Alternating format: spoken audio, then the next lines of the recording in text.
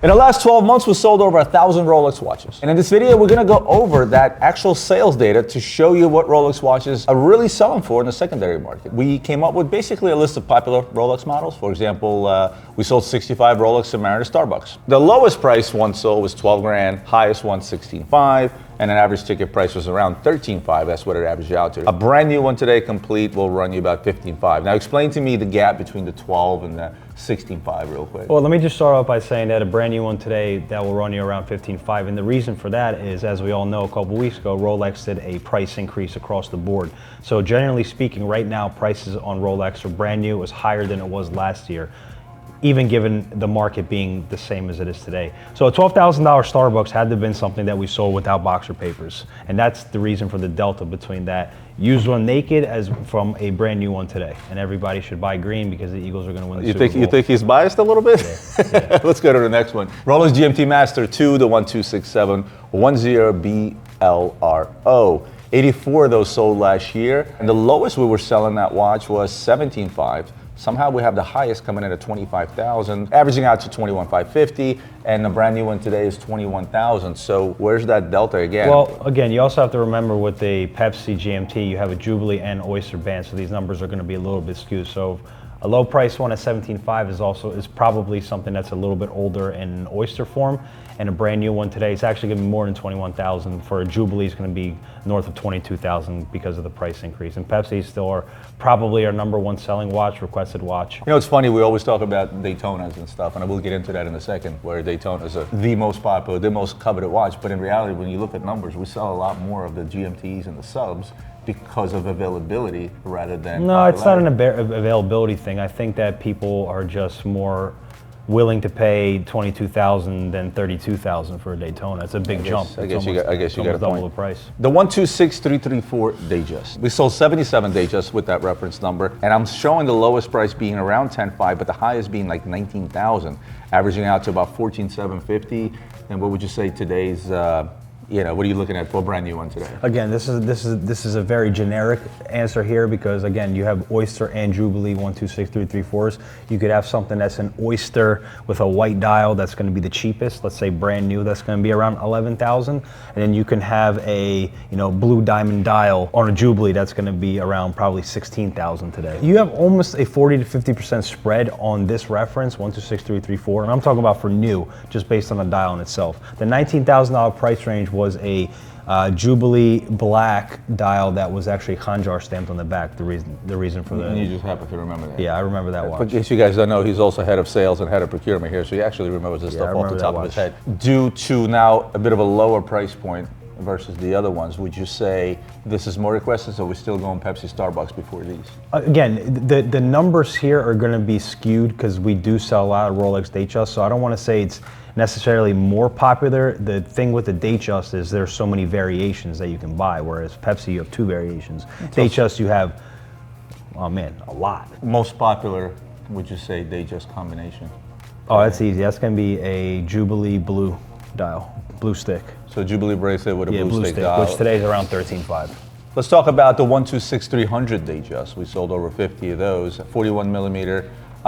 Lowest price we sold was 87.50, highest being 12.250. Averaged out to about 10.5, and today I'm pretty sure that's really around where they trade. Pretty much, yeah. I don't think much has changed there. Again, 126300, that signifies a smooth bezel, not a fluted bezel. Again, 2 bracelet variations, Jubilee as well as Oyster.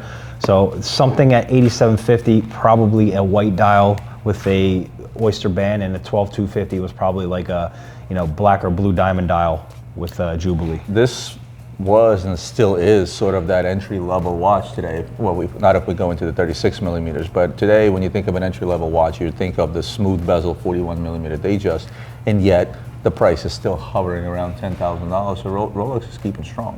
Yeah, for sure. Let's go to the next guy, and that's coming back to the #1 most recognized, most popular watch in the world, and that is your Daytona, the 116500 LN. Sold 75 of those, as low as 20,500, as high as 32,000, averaging out to 26.5. And then we also sold about 30 of the newer reference, and the lowest was 26.5, highest 36, and an average price of $31,250. Now, for the older model right now, you're still paying around $26,250 for a brand new one, and $29,000 for the newer model. Now, let me ask you this. I'm just going to jump to the newer model. Was last year, did price fluctuate because it was so new out of the gate versus towards the end of the year when more hit the market at all? I don't think the price volatility is a factor here with 126-500 versus a 116-500, for example. The only volatility you're going to see in price is due to age, because 116-500s have been around since 2016, whereas 126-500s have been around since 2023. So obviously you have less of the 126-500s on the market, but this is a very weird one where if you ask a collector what they would rather buy, especially with the Pandas, because there are pretty noticeable differences within the subdials. It's hard to say what the more popular is. A lot of people like the 116-500 better than the 126-500. The black one is super interesting because the details are so minute between the 116-500 to 126-500 that we don't sell that many 126-500 blacks. People would rather go for 116-500 black, which is going to be significantly cheaper, but we do seem to sell more 116-500 Pandas. The price change from the two-tone subs and the James Camerons and the Datejust is actually higher on the secondary market due to the price change than the Daytonas. And the reason for that is the delta or the premium over MSRP is already so large on a Daytona that it didn't really bump the aftermarket sales price. But as it stands, because the point of this video today, is it true to say expect to pay around $26,000 for 116 and around $29,000 for 126? Yeah. Rolex 124-300 sold just about 25 of those. Now, the lowest price on that one was the 7,900 mark. There is the highest number of 24,000. I'm going to assume that was some kind of a stamped conjar dial. No, very simple. Again, 124-300 is probably the comparing apples and oranges, because with the Datejust, obviously you have a lot of different dial variations. Like with the OP, you have a lot of different dial variations, but the delta between a white dial Datejust and a green dial Datejust is not the same as a silver dial 124-300 and a Tiffany one. So what's sold for 24/7? That's a Tiffany dial for sure. Okay. Tiffany dial 124-300, and then the lowest is probably a silver dial for 7,900, and then you have reds, you have yellows in there, you have greens. You have discontinued models, you have not this. Yeah, okay, I get it. So my question to you is it true to say that on an average expect to pay $85,000 to $11,000 for one? Yeah, that's fair, because our number one selling OP 124-300, believe it or not, it's a green one, which is exactly within that price range.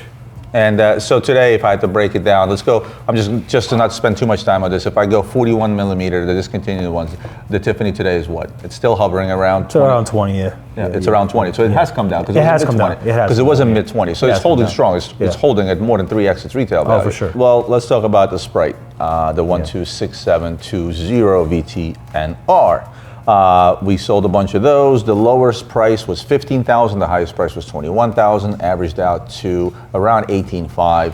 And a new one today is, would you say, how very much? fair. $17,500 is definitely accurate. And I just want to put a little asterisk here with the Sprite being actually my biggest surprise in terms of performance, because with the crown on the left-hand side, I really thought that this watch would not do as well as it did. So my prediction was, and I think we talked about this in the video before, is I thought that these will be produced for a relatively short amount of time, and again, short amount of time for Rolex could be 2 years. It could be almost 3 years, yeah. Almost 3 years, right? If they were to discontinue this model in the next year, it would become an uber high collectible because of the sheer amount of left-hand watches that are out there from Rolex. So have they really changed? They haven't really changed much. They've been pretty steady last year, and then they came out of the gate this year at around the same. If you look at the number of left-hand people that wear their watch on their left hand versus their right hand, or I should say right hand versus their left hand, that number is just small, which means that no matter what anybody tells me, Rolex is producing a lot less of them. I don't know, man. There's a lot of them out there. Of course there are, but in comparison to regular GMTs, you know, it's got to be a 30-70 ratio. I don't think so, man. I really don't. I think that it's just regular production. I don't like. You want to tell me that you think that they make as many lefty GMTs as they do regular ones? Yeah, I think so.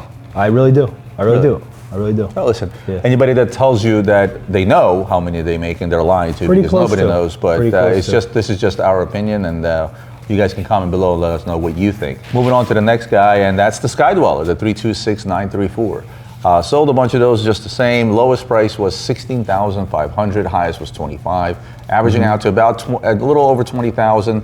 And brand new one today is around $20,000. Again, big delta in price difference because of Oyster and Jubilee, and then you have the introduction of the green dial, which is gonna kind of shift the average off here. I know that we sold a 336 green last year for 28 or 29,000. So what are they at now? They've settled under 25K for green. Like the most expensive stainless steel sky dweller you're going to get today is a green Jubilee. Today it's going to run you around 26,000. What about a blue Jubilee? Maybe $1,000, $1,500 less. The cheapest watch or least expensive is going to be an Oyster with a white dial, which is going to be today probably around 18,000 for new. So now you can pick up sky dwellers out there for under $20,000. Yeah, absolutely. And if your goal is to save some money and you want a sky dweller, you can buy a naked one and one without a card. That's going to run you possibly even less. Yeah, you can be at this point with the new retail price increase. I think you can pretty much pick up if box and papers are not a must for you, like at or below retail at this point. I'm not really sure what the retail is today. Which is pretty amazing because I love the sky dweller. I think it's a kick-ass watch. Let's talk about two-tone subs. 1266 13LN. Lowest being sold for 13.7, highest at 17.7, averaging out to about 15.5. And a new two-tone sub is currently running about 16.5. Yep. Now let's talk about blue versus... Yeah, so 126613 LN. LN is going to be a black sub, so 16.5 is certainly going to be that. And a blue one today, we're actually delivering one right now for 18.5. So, brand new. Yeah, brand new. The retail price has changed, but the secondary market... Yeah, people say the market is down. As far as I'm concerned, the prices are pretty... The market has spoken, and the prices are still pretty strong.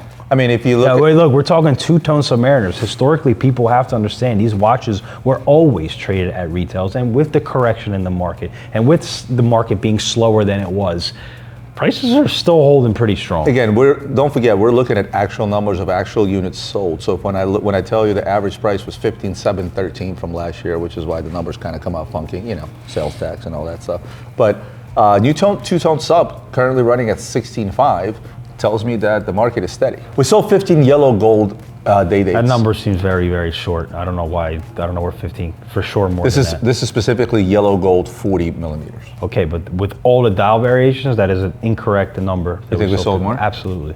Maybe they pulled us a single reference, but maybe a single the dial. lowest price was 37. The highest was 59, averaged out to 48. And today, yellow gold day 40 is about what? Let me just say, lowest price we sold 37,000. A silver dial, maybe a white dial, maybe. Highest price we sold at 59,000, without a doubt, was the new yellow or the new green dial. The yellow golds were selling a lot of the newer dials now, the ombres, the green dials. People love the black diamond dial. So there's a big delta between a silver Roman versus a. Well, what green. is that delta? Silver Roman versus let's say there it is, $20-something thousand. Almost. Let's call it about 20 grand. 20 grand difference. Yeah. So silver Roman versus like a green or like a black diamond dial, right around give or take 20 grand. I mean, look, the difference in retail pricing is pretty high too. Rolex is not shy about jacking up retail price the minute they put a diamond dial on or stone dial or anything of that nature. But let's say today I want to go out there and I want to buy a 40 yellow champagne. As plain as it gets. What am I looking at? Brand new. Brand new, you're going to be paying north of 40 on it. Like we have for example, this is not a sales pitch. We have a black motif 2021 that we're asking 38,000 for. So pre-owned. Okay, that makes sense. How about the sub 124060? Yeah, so this is the no date Rolex sub, highly demanded. Yeah. Right. Lowest price shows we sold 10.5, highest 13,370, averaged out to about 11.9, and a brand new one is how much today? It's going to be under 30. This is actually one of the 124060s that was not really that affected by the Rolex price increase. Lowest price was sold 10.5. That seems pretty accurate. Highest price 13,370. That's definitely on the high side today. I think the average price today is going to be around 12. So 12 is like a brand new one. Brand new one, 12,000 is probably going to be the most you're going to pay. What do you find us selling mostly in these? Because from what I recall, we don't really sell a lot of these new. Most people tend to go for these pre-owned, and they to save a little bit of money to get down to that 11 and under price range. No, we definitely sell more dates than no dates, but I kind of like the no date. It's just more of like it's a clean, refined dial, whereas minus the Cyclops of the Submariner. So I feel like it's one of those watches where you save a couple of $1,000s and nobody really notices. So the Submariner, the lowest one we sold was $11,000, assuming the naked one. Sure. The average price was around $13,000. What's a brand new date sub today? Probably around that today, 13.5. 13 to 13.5. And again, is this one of those where the MSRP increase didn't really? Not much. I've monitored that pretty closely. I didn't see too much of a bump there. A few individual numbers worth mentioning. Obviously, the most expensive Rolex we sold was $1.2 million Rolex 6263. It's a Paul Newman Daytona. With that, people are still willing to pay high dollar values for the right pieces. 6263 Daytona, which we sold, which is in immaculate condition, is not something that comes around very often because condition is obviously everything about it. And are you seeing a lot of clients, because I know you sold this watch, you seeing a lot of clients out there literally putting money into some of these blue chip vintage pieces to sort of say, okay, you know what, I think this is a good place to park money now? I don't know. I mean, I would say in the crazy bull run market we had in 21, 2022, it was more of like a FOMO type situation, fear of missing out, where it seemed like anything that was hitting the auction block had to be purchased because of potential further financial gain. But now there's more opportunistic buyers out there that are a little bit more careful, do their research, sit and wait for the right thing. It seems that most of these big guys in the auctions that spend the big bucks, they're kind of always in tune with the next auction. So it's really hard to say what the demand or what their demand for the next product is. It's all condition dependent, it's all mood dependent. I don't really know. So the second highest Rolex sold was the Yellow Gold Le Mans. The Yellow Gold Le Mans for $300,000. Would you say that current Le Mans, be it yellow or be it white, is the Paul Newman 30 years from now? I don't know what are the production numbers on a 6263 Paul Newman, you know? The thing it's is, probably going to be significantly less. 30 years from now, 50 years from now, a Paul Newman a Rolex Le Mans Daytona is most likely going to stay in more or less pristine condition, because whoever buys that watch today and holds it that long, it's not going to be, first of all, it's made much better, obviously, right, in terms of bracelet case and everything else with modern technology. And second of all, back when the Paul Newman 6263s came out, nobody looked at them as future collectibles. People looked at them as a tool watch. So it's a very hard topic to argue, if you will. But if somebody asked you today, I want to put two of those away, the white and the yellow, and I want to put it away long term for kids, would you say yay or nay? I would absolutely say yay. I mean, I think I have a special place in my heart for the Le Mans Daytona. I think it's the best thing that Rolex has done in countless years. Let's talk about a couple of cheapies, quote unquote. Yes, you can buy a Rolex for under $3,000. Yeah. The two cheapest Rolex the first cheapest Rolex we sold was a Rolex 6466, which is old Oyster date, 2650. Second cheapest was a Rolex Oyster Perpetual Lady 76080, sold for $2,800 or $2,809, as the number says it.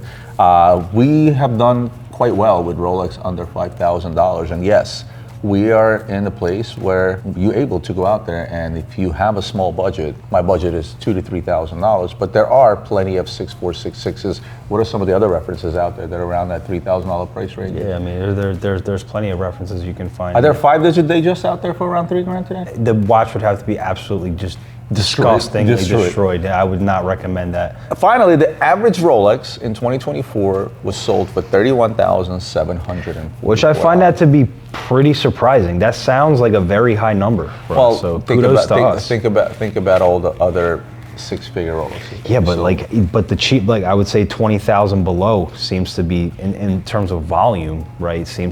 Should skew that number off. I mean, think about how many platinum Daytonas we sold. Think about how many Le Mans we've sold. We didn't sell just one Le Mans. Think about some of the vintage stuff that we've sold at a $500,000-$600,000 price range. Yeah, those will skew those numbers really quick. Yeah. But so it's still a very, very strong number. But overall, we are one company. We did sell a significant amount of Rolexes last year. What was the number we looked at the other day? I don't remember. 28 point something million dollars worth of Rolexes. So that's a lot of Rolexes out there. So at least gives us a good grounds to be able to tell you that, hey, this is what you should expect to pay. And here's your variations from the Delta being a brand new watch. And it only goes down from there. People are going to think I'm crazy when I say this. The best value Rolex on the market today, based on its difficulty to get at your AD, the MSRP and the resale price, is a platinum Daytona. So what's the MSRP on? I don't know today. In the 80s, I think probably, and you can pick one up for like 105,000. Are you somewhat biased by the fact that its predecessor in a hot market was upwards of 200,000?